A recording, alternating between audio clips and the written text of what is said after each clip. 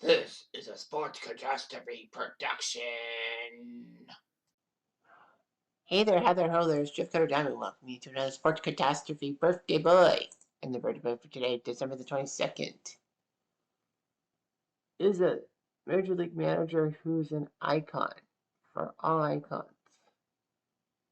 And the fact that he's one of the greatest managers, the greatest manager in MLB history, and I'm surprised I never get this guy.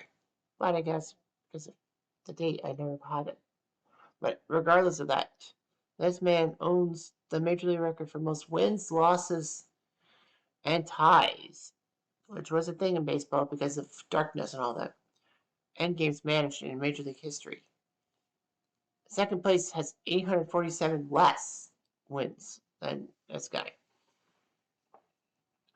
And he has 1,400 more losses than second place on the list. So that's huge.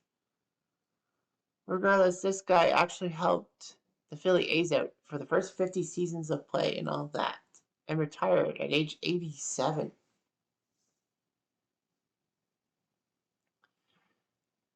I mean, this guy was huge. The first AL manager to get 100 on a 100-win season. His 5 100-win seasons are second most in Major League history, with only two guys surpassing him. The first manager to win the World Series 3 times, and the only manager to win consecutive series twice.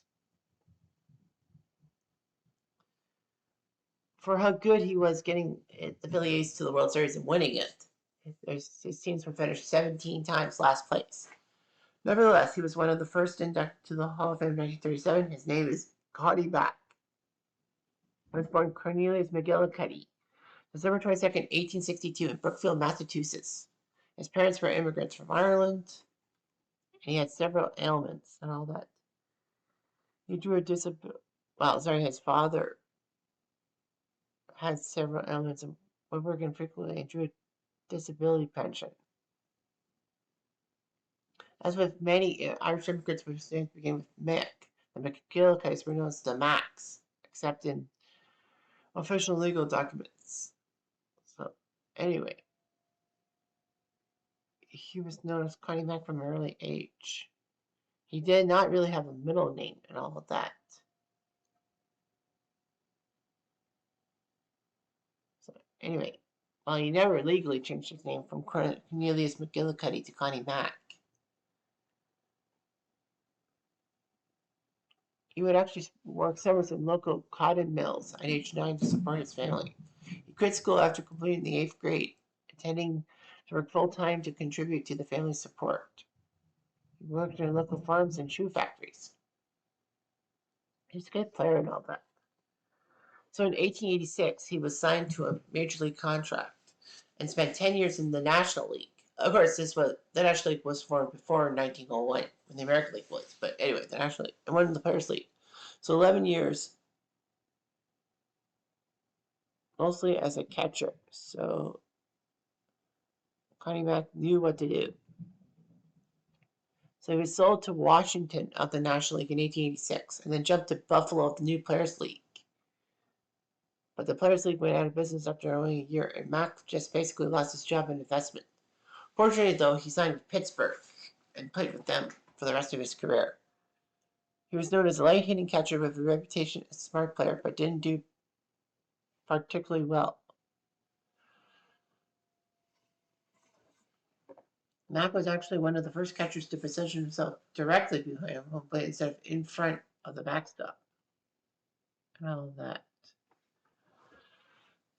He actually had skills like verbally needling batters to distract them, and then would block the plate to prevent base runners from scoring and faking the sound of a foul tip.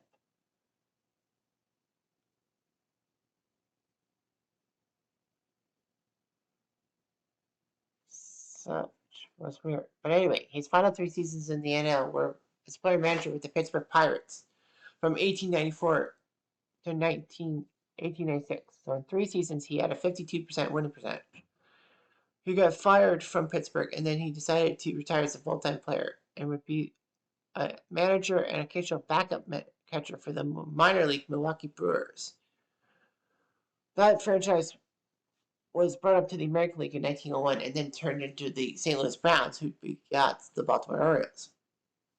So he began a salary of $3,000 a year and 25% of the club. Well, $3,000 was equivalent to $110,000 in today's dollars. He managed Milwaukee for 4 seasons and signed Rube Waddell, who was known as being a good pitcher, but he had some mental problems. They thought he was mentally, you know what, or even autistic, like yours truly. Nevertheless, Mack was manager, treasurer, and part owner of the new American League's Philadelphia Athletics. So the American League came in as a battle with the National League for players and positioning and all that. Of course, that started the World Series in 1903. So anyway, he would manage the A's in 50 years, compiling a record of 3,582 wins and 3,814 losses for 48% winning percentage when he retired at age 87. Appearing in 8 World Series, winning 5 of them. So he was 5-3 in the World Series, which was amazing. Of course, he's won 9 pennants. But then people are like, wait a minute. He went to 8 World Series, won 9 pennants. Well, if memory serves me right, I was going to say 1904. The Phillies won, and then the New York Giants decided not to do the World Series. But no, I think he won a pennant pre-World Series. In fact, his 50-year tenure is the highest ever for a coach or manager with the same team in North American professional sports. That's just amazing. 50 years. Like, I'm not even 50 years old. Well, regardless of that, college coaches actually did have longer tenures. John Gagliardi was head coach of St. John's of Minnesota football team, a Division III program, for 60 years, from 1949 to 2012. Eddie Robinson was head football coach of Grambling for 57 years. So, yeah, he did from 1941 to 1997. Herb McGee was head basketball coach from 1967 to 2022 for Jefferson College. Joe Paterno spent 62 years as a football coach for Penn State, but 46 of them as head coach. So he was known as a tall tactician because he was 6'2". He was known for his baseball smarts. He looked for educated players. He actually traded away shoeless Joe Jackson despite his talent because of his bad attitude and non-intentional play. He wanted men who were self-directed, self-disciplined, and self-motivated. Eddie Collins was his ideal player. And then Mack would have many college players on his teams. And some of them would become college coaches. Jack Coombs, who was the ace of the 1910-1911 double World Series champions, was a longtime coach at Duke. Eddie Coakley, who won 20 games in 1905. For Mack, coached for 30 years at Columbia, becoming Lou Gehrig's college coach. Dick Siebert was longtime coach of Minnesota. He said he looked for 7 things in his players: physical ability, intelligence, courage, disposition, willpower, general alertness, and personal habits. In fact, Mack actually created a code of conduct for the 1916 season, which, among others, would say, I will always play the game to the best of my ability. I always play to win, but if I lose, I will not look for an excuse to detract from my opponent's victory, and I will never take an unfair advantage in order to win.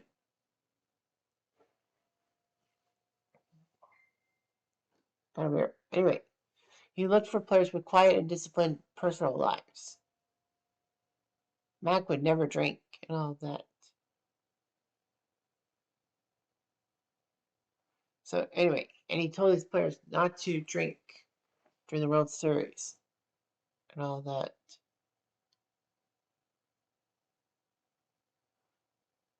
Well, and in fact, his managerial style was actually easygoing, more so than tyrannical. He never imposed curfews or bird checks and made the best of what he had. Of course, Mack would put up with Rube Waddell's effort, um, general unreliability, drinking, and the fact that he would eat animal crackers in bed. But it brought the team down, and Mack had to get rid of Waddell. He chose to wear a business suit and overcoat in the dugout rather than a team uniform.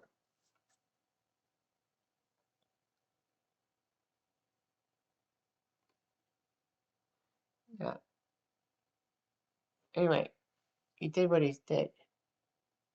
Mack would favor a set lineup, did not platoon hitters, preferred young players to veterans, and power hitters to those with high batting averages, and would not really use pinch hitters, bench players, or sacrifice much.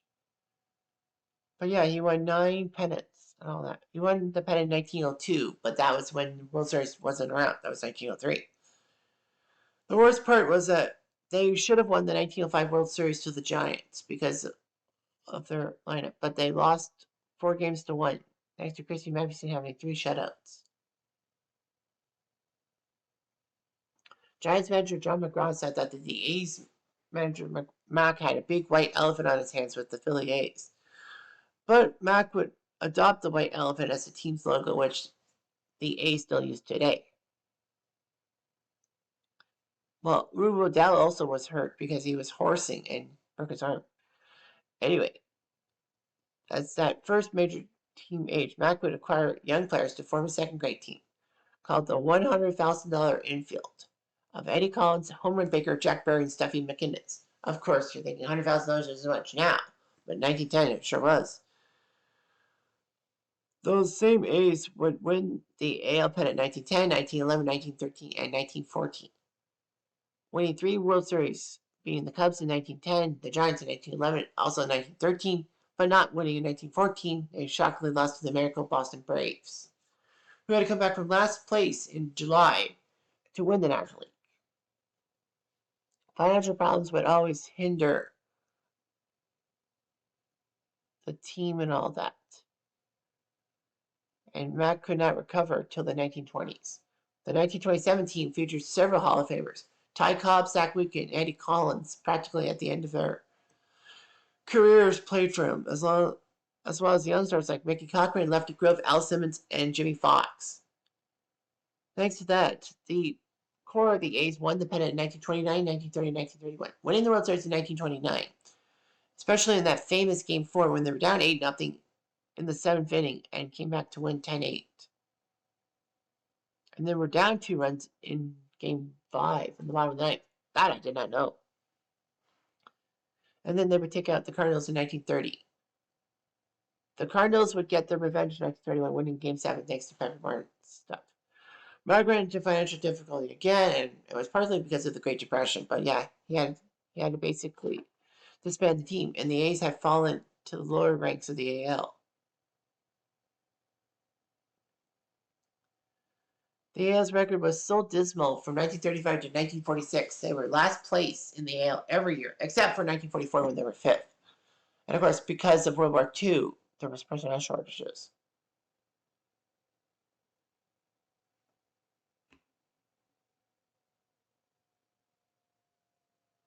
So anyway, when he entered his 80s, his one key mind became fading rapidly, as most people have OH problems and all that.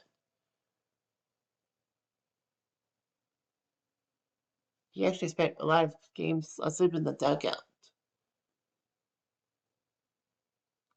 And then it's like, well, he could remember the old timers, but he had a hard time remembering the new players and all that.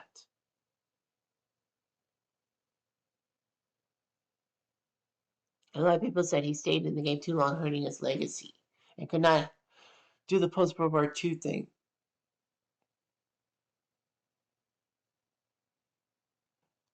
Nevertheless, Mack did lead the A's to winning seasons 47, 48, and 49. And there were hopes that the Philly A's would win the 1950 pennant, but they had a terrible May. And the season was just terrible and all that. Well, on that day, 3 of his sons, Connie Mack's sons, offered their father to promote Jimmy Dykes to be assistant manager and try to help the team out and all that.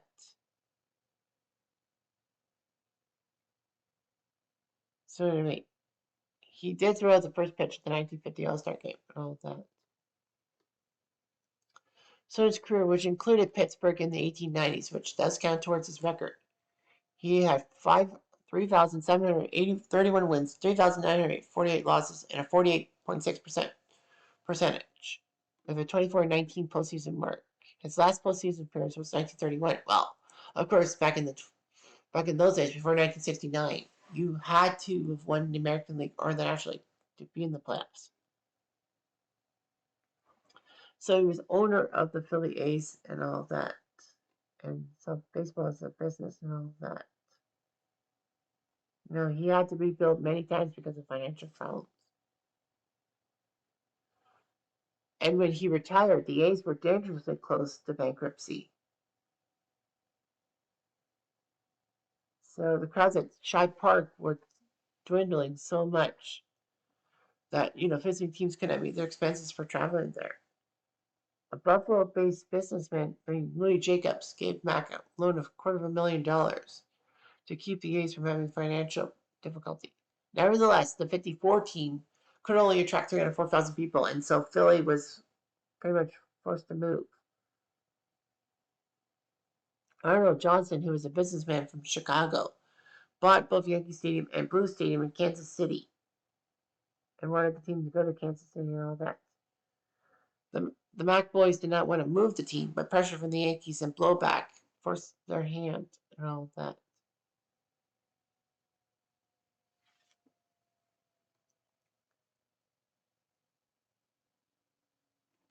So anyway, they moved the Philly A's to Kansas City and all of that.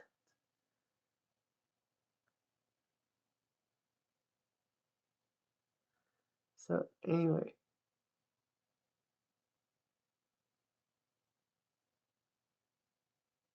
that was what happened.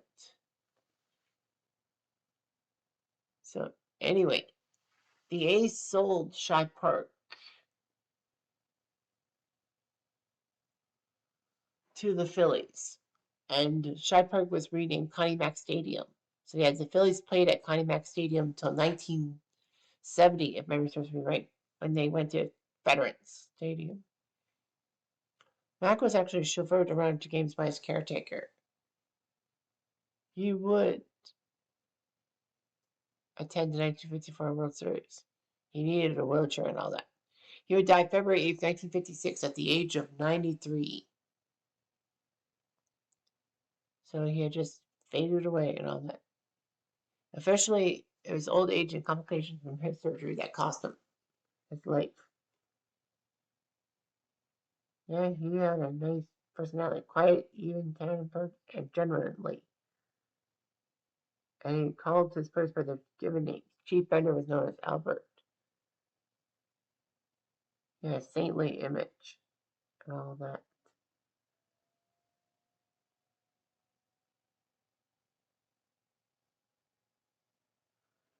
So anyway, the A's could never sign a black player under Connie Mack, which was weird. So yeah, they renamed Shibe Park Connie Mack Stadium in 1953 and was home to the A's until they moved to Kansas City. And then the Phillies got the team from 1955 to 1970.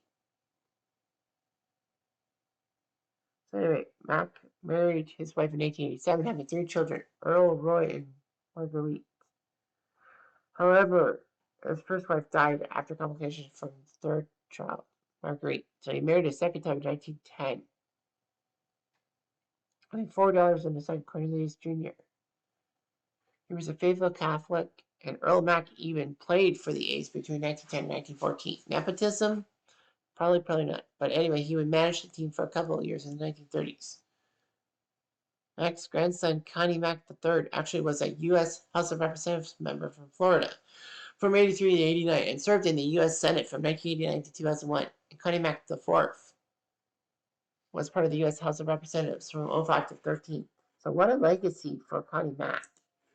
Not just for helping the American League grow as a league, but for the fact that he was with the same team for 50 years when it's hard for a manager to make it through 10 years with the same squad. Just something to consider. Anyway, I'm Jeff. I'm going to do.